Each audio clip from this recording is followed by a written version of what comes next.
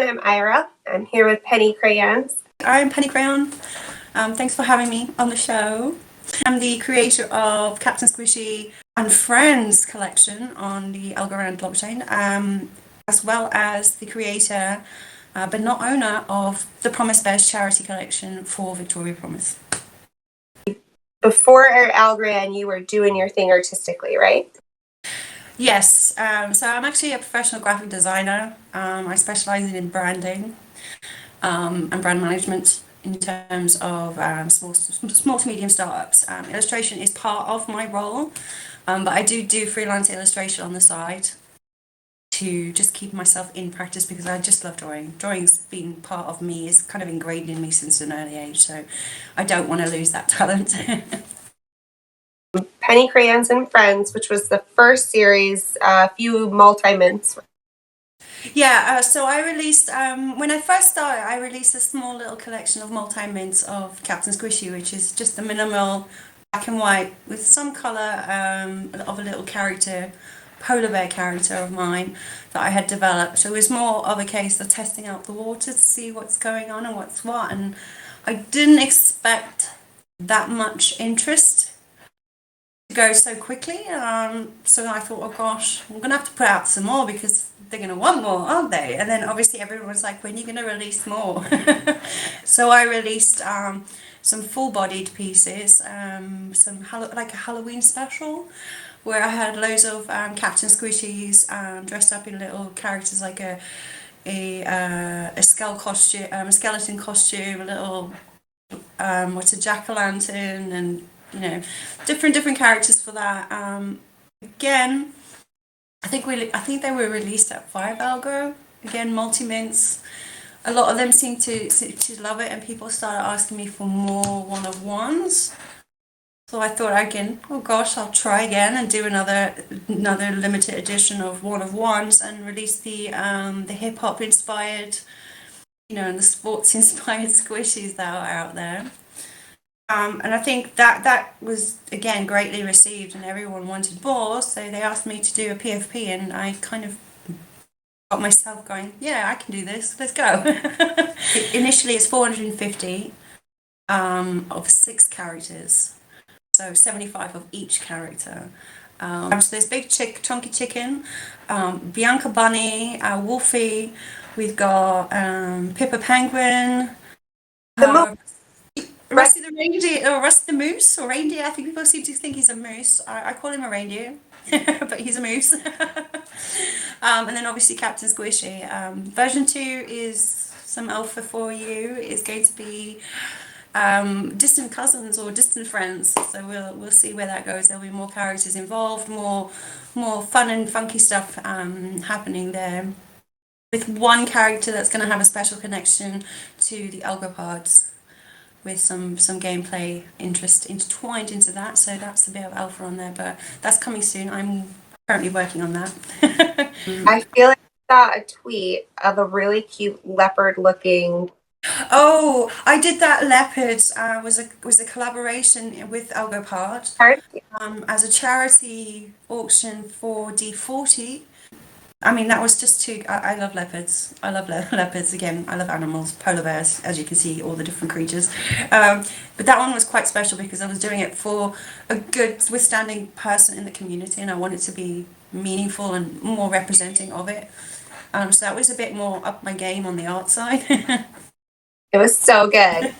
I wanted to talk about how much cool stuff you share in your Discord, and kind of how Captain Squishy and Friends, the Friends and the toy box, came to be, right? So you definitely share your reference photos with the fans that want to see it, but all of the ideas came from...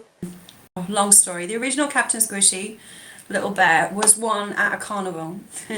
the way it was won, he asked me to win him a polar bear teddy bear that was hanging. And I did, and he's stuck with me throughout the pregnancy, then became her first cuddly toy. It's now part of the family. We don't go anywhere without it. Literally, if we go to the store, she has to have him there. She has another one, which is the reindeer, Rusty the reindeer. That's her second one. Again, they're part of the family, and we've created little personalities for them. And like we even do the cheesy voices when we talk to her with the dolls in our hand, like, you know. But I decided I wanted to, before she was born, I wanted to decorate her nursery, but I didn't want to get, you know, the box standard nursery decorations. So I thought, came up with this character. I thought when I was introduced to the algo space, I was like, I've got this character. He's doing nothing. He's just sat on my daughter's wall. Why don't I just make him into something real? And then he had his debut, and it kind of progressed from there. And then I thought, well, my daughter then, as she got older, kept asking me, Mummy, can you draw this teddy for me? Mummy, can you draw this teddy for me? And then I started doing that, and I was like, might as well just add these because they're not going to go anywhere. Might as well accumulate them and put them into the collection, and so now they've become with the collection that is, and they slowly are becoming more. The last squishy character, Wolfie, was more of a competition because I had given away my teddy bear character to Victoria's Promise. So I needed a new character, and then I ran a competition, and I think Ocean Days won it with his suggestion of his cuddly toy when he was younger. He had a wolf teddy bear. So yeah, it's just kind of progressed that way, and all the cuddly toys, everything is based on a cuddly toy. So this is where the toy box is. So when you hang out on the Discord, you hang out on the toy box literally with all the cuddly toys. It's a really fun project. Now you do some other stuff in your Discord too that bleeds out into Twitter, and I like when there's some connection between like what's going on in the Discord and what's going on in Twitter. You just finished season 2 of the Squishy World Cup. Yeah. Oh, yeah, the Squishy World Cup, wow, that's just like a glorified flexing competition, really. Yeah, I thought, let's make it more exciting, actually be knockout rounds and have semi-finals, quarterfinals. Smokey from Crescendo and Artist Outreach won this second round. Another season next year. We'll see. It was quite fun, and I think the engagement's good. It's very cool. And we were talking about just some things people in the algo family are dealing with their own health and their own family's health. I couldn't help but think about you because of the work you do with Victoria's Promise charity in the UK.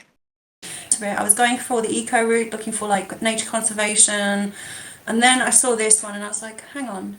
Read their bio. I was like, okay, let me reach out, and then he spoke to the founding owner. That was it. I was sold. I was like, she was such a loving and heartwarming and welcoming and accepting person, and the work that the way she spoke with passion and drive just made me want to support them more because I wanted to help. Once I started donating 25% of each NFT sold to them, because they wanted to start their own collection, which is where the Promise Bears came in. So that's a collection of 5,000. It's just a case of if someone wants to support them, you know, you can buy a Promise Bear, and that all those proceeds from that sale goes straight into helping one woman. So the more we do sell, the more support they get, the bigger they can grow. They can expand to a broader community and actually provide in-person services. Because at the moment, their in-person services are based in the UK, and then they have the community app, which is global. But they want to do more for people that are international because they want to provide those same services that they do in the UK to international people too. So yeah, that's their broader outlook at the minute. Hopefully we can start achieving that in the next year or so we can start getting ambassadors to start taking on the roles within the countries. Yeah, but this is why we wanted to do almost like a charity drive, but it's not your typical shake your bucket charity drive. This is more, if you want to donate, you can, and that will help them start expanding their outreach and support system. There's a really great video I think the co-founder did about an announcement for that, so I'll link that up for sure. You've been around a minute, you're not new, but you were onboarded, right? So you went from, I remember you telling me initially somebody else was minting it for you because you didn't know very much about the blockchain, you just knew how to draw. Yeah, so what happened is with that, I was actually onboarded. My husband, the football forum that he reads a lot, someone was like, hey, I'm onboarding people onto space, I manage artists.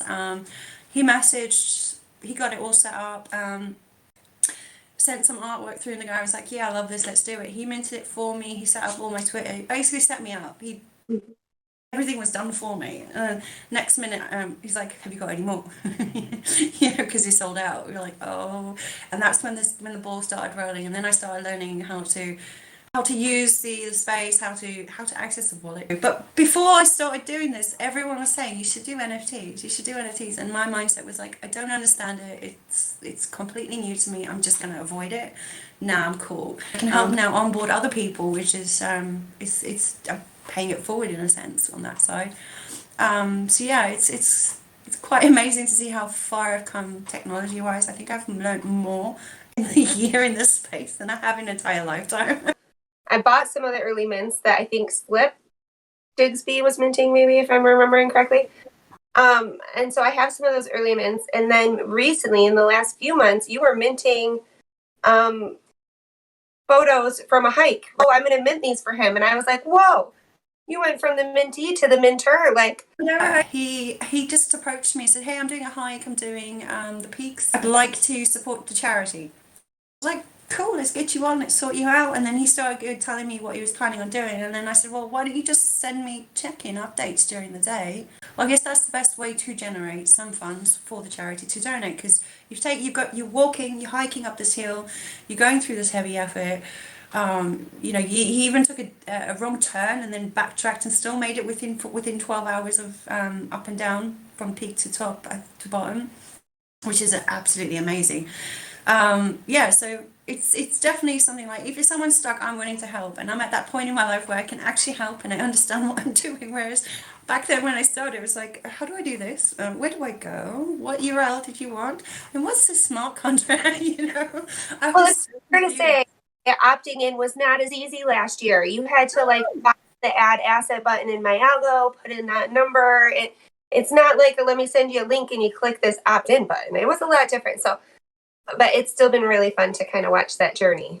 Yeah, and you've grown too as well. I mean, look at you now. You're interviewing creators, and your spaces on Twitter are so informative. I mean, you've also grown yourself, and you probably understand more than I do, but I can find my way around some DeFi. I've come a long way from just watching the transactions on Algo Explorer, thinking if I look at this long enough, it might make sense.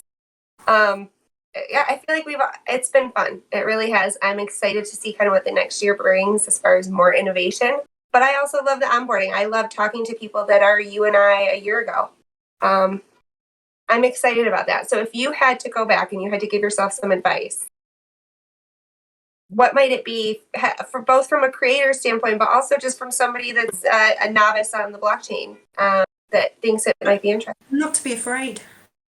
Not to be afraid to just jump in and learn, to be honest, because obviously I was so scared of the thing. I didn't understand it. Again, natural instinct. You don't understand it, you back away from it. I should have shown a lot more curiosity when people mentioned it. There's that, and also to plan. Like, if you're going to do an art collection, definitely plan ahead. Plan how your collection's going to work. Plan what kind of utility you're going to do. Not just do it like me, you test the water and see if they like your art. Just if you're going to go for it, go on full on and expect some highs and expect some lows and expect some, positive kickbacks, and there will be some negative kickbacks. But unfortunately that's life. We're gonna make mistakes, and then we're also gonna make great successes. So it's one of those things where you're gonna expect it, and definitely do research. Don't just jump in like I did. Like I did little bits just to feel the water and see what the market was like, because I didn't know what the market was like. I didn't understand it. So having to know those informations, you'd probably go far. Even for buying, if you're just coming in the NFT space as a buyer or an investor, it's the same thing. Make sure you do research on the project. See what kind of utility they're offering. Is this project long term? Is it short term? Is it art based? Is it a DAO interest return based? Consider all those options before you go in and go, I'm going to hit that shuffle button 20 times, so I can get as many as I can, just because everyone else is doing it. So it's one of those things. You just got to make sure that you do your research, even if you're as a creator or just as a regular person wanting to get in the space as a non-creator. Well, I'm glad that you did kind of try the waters, because it might have been years before you felt, or you might have never eventually made it here if somebody didn't start out kind of doing it for you. The fact that the algorithms with this amazing technology it's easy to do it. if you get your head around it, it's actually really easy. You give your love to my family. Tell your husband I'm forever grateful for that football club chat he was in. And we'll see you soon. Yeah, thank you so much for having me. Good luck and have a great day. I think you still got quite a bit to go. I appreciate you. Take care. Bye.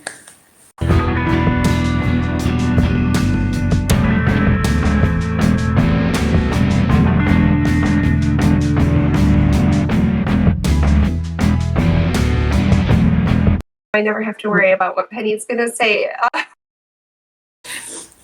I think I keep it real. I tell people what it is like. All right. Well, I know you're busy. You've got dinner time. I appreciate you taking your time. I've wanted to catch up with you for a long time.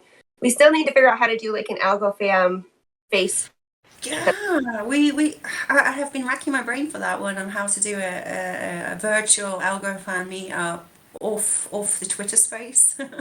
I think that would be fun for sure. I want to do it. I don't know how. Track, you got some homework. We want to group chat with a bunch of people. But definitely video, with video I think included.